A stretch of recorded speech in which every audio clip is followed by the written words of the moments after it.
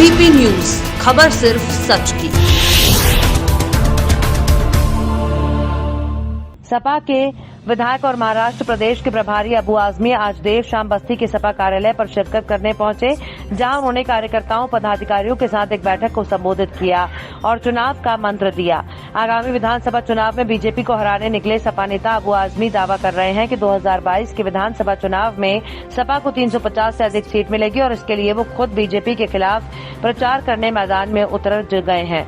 Media के सवालों का जवाब देते हुए अबू आजमी ने कहा कि भाजपा माइनॉरिटी की कट्टर दुश्मन है और वो हमें इस देश में रहने नहीं देना चाहती है। आरोप लगाया कि बीजेपी सरकार में मुसलमानों को डराया धमकाया और प्रताड़ित किया जा रहा है। प्रदेश में राम राज्य के सवाल पर अबू आजमी ने कहा कि यूपी में राम राज्य नहीं बल्कि गुंडा और जंगल राज है। कहा कि प्रदेश में योगी जी ठोको वाली राजनीति पर चल रहे हैं। कहा कि प्रदेश में योगी जी ठोको वाली राजनीति पर चल रहे हैं। कानून व्यवस्था पूरी तरह ध्वस्त है। पहले ये लोग किसानों की आवाज को कुचल रहे थे और अब किसानों को कुचला जा रहा है। राम राज्य का मतलब होता है देश में सभी को समान अधिकार मिलता है। गठबंधन के सवाल पर बोले कि बीजेपी 25 से 30 पार्टियों के साथ मिलकर सरकार में आई है, वो क्या हम पर सवाल उठाएंगे। वैसे सपा को गठबंधन की बहुत ज्यादा जरूरत नहीं है क्योंकि उनके पास अपना वोट बैंक है। अबू आजमी ने कहा कि मुंबई ड्रग मामले में आर्यन को जबरदस्ती परेशान किया जा रहा है। मुसलमान होने के नाते आर्यन पर जुर्म ज्यादती हो रही है, उसे उसका अधिकार नहीं दिया जा रहा। बीजेपी सिर्फ हिंदू मुस्लिम करके दंगा करवाकर चुनाव जीतना चाहती है, इसके अलावा इनके पास कोई विजन नहीं है। बीजेपी पर आरोप लगाया कि भाजपा ने मुसलमानों का वोट लेकर उन्हें ठगने का काम किया है। वहीं आजमी ने बीजेपी को अल्टीमेटम देते हुए कहा कि भाजपा को लग रहा है कि अब उनकी जमीन खिसक रही है तो वे कांग्रेस हमारी नकल करके वोटरों को लालच देकर वोट हासिल करना चाहते हैं। बीजेपी वाले देश की संपत्तियों को बेच रहे हैं, जिस वजह से माइनॉरिटी के लोग बड़ी संख्या में बेरोजगार हो रहे हैं। दावा किया गया है कि सपा के पूर्व मुख्यमंत्री अखिलेश यादव से अधिक कोई अगर विकास का काम किया हो तो वो उसके साथ काम करने के लिए तैयार हैं। जब महाराष्ट्र से चल के यूपी में आए हैं, क्या कहेंगे राम राज्य यहाँ पर है? मैं पूरे देश पे जाऊंगा बीजेपी को हराने के लिए। जिससे कि राम राज्य पे क्या कहेंगे? यूपी में राम राज्य नहीं है, यूपी के अंदर जंगल राज है, ठोको वाली राजनीति चल रही है। लॉ एंड ऑर्डर खत्म हो गया। किसानों की आवाज को कुचल रहे थे, अब किसानों को कुचल रहे हैं। अहंकार। तो ये इसको रामराज, अगर रामराज्य है तो फिर क्या है? रामराज्य नहीं, रामराज में सारे लोगों को समान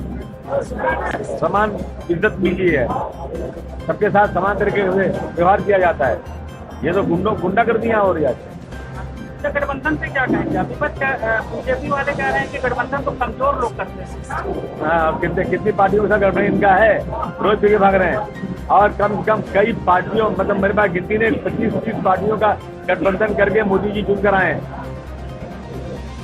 जो हम ख्याल लोग हैं, जो सेकुलर लोग हैं, वो हमारे साथ बहुत सारे लोग हैं और हमें कोई बहुत ज्यादा गठबंधन की जरूरत नहीं है क्योंकि हमारे पास वोट बैंक पहले से मौजूद है।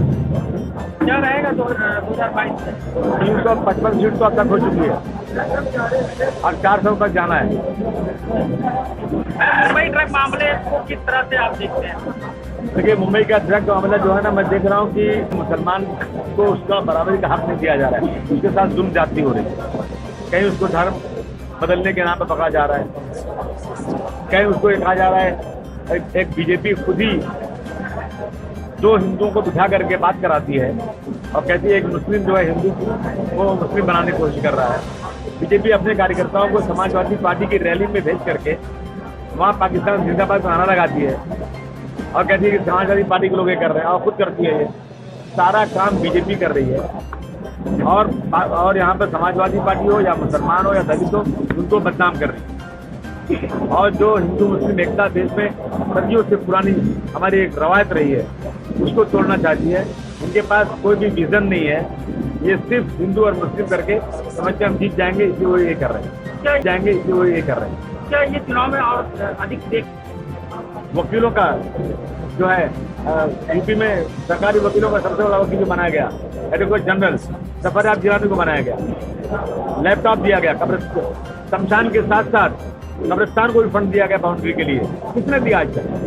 मुझे गिना दे, बता दे कोई इस देश के अंदर, तो मैं उसके साथ खड़े होकर के काम करने को तैयार हूँ। बीजेपी सरकार पे आरोप लगा रहे हैं कि बीजेपी ने मुसलमानों माइनॉरिटी को ठगा। बीजेपी ने ठगा, बीजेपी तो ठगी रही है। बीजेपी तो माइनॉरिटी को खुद आंकड़ी भाती है, बीजेपी माइनॉरिटी को खत्म कर देना चाहती है, और ये वो लोग हैं जो इस देश के अंदर माइनॉरिटी का हक तो छीन लेना चाहते हैं। क्या इंटॉलरेंस की स्थिति है देश में? नहीं, देखिए ऐसा है कि इंटॉलरेंस तो नहीं हो, इंटॉलरेंस तो हम तो टॉलरेट कर रहे हैं, हम कोई उस पर रिएक्ट नहीं कर रहे हैं, लेकिन हम आपके माध्यम से यहाँ की मेजॉरिटी को बताना चाहते हैं कि बीजेपी सिर्फ माइनॉरिटी को नहीं, उससे ज़्यादा मेजॉरिटी को परेशान कर रही है। आप रेलवे बिक रहा है, रेलवे में माइनॉरिटी के लोग 2% काम करते हैं, 98% नॉन मुस्लिम काम करता है, उसकी नौकरी जा रही है, उसको एक साल करना चाहिए। वो हमारे देखिए हमारी देखी देखा कर रहे हैं, क्योंकि 5 साल तक हम लोगों ने जिस तरह काम किया ना, हमारे कामों की नकल कर रहे हैं लोग। आज तो अब तक तो किया नहीं, और जमीन खिसक रही है, तो अखिलेश जी के कामों की नकल की जा रही है। क्या लालच से वोट हासिल करने की नया शुरू हो रहा है? नहीं, सब कोई लालच में आने वाला नहीं है। सबने देख लिया है कि जिस हिंदुत्व की बात करने वाली बीजेपी है, उन्हीं भाइयों की लाशें गंगा जमुना में तैरती रहीं बिना जलाए हुए, और खुद से खा रहे थे उनको। जब आज उसी उत्तर प्रदेश में शमशान में लकड़ियां नहीं, जगह नहीं है, तो फिर क्या है? उनको कौन पूछने वाला? कितना भी लालच है, कुछ होने वाला नहीं। VP न्यूज, खबर सिर्फ सच की।